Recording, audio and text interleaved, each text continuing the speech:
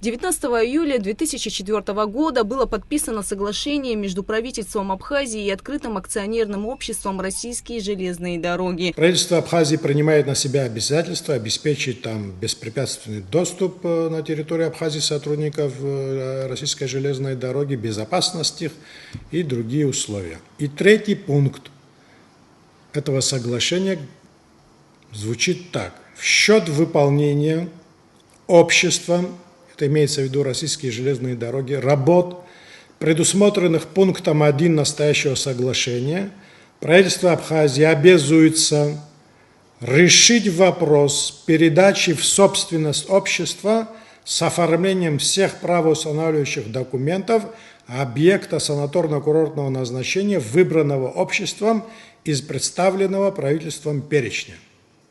Вот так гласит третий пункт.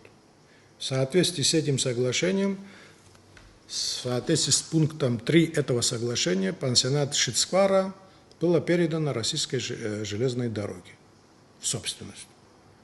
Это была первая такая серьезная попытка абхазские железные дороги восстановить. Он был на ратификации? Нет. Вот этот документ? Нет. И кто его подписывал? Вот. Кто-нибудь что-нибудь сказал? Мы в собственность передали объект.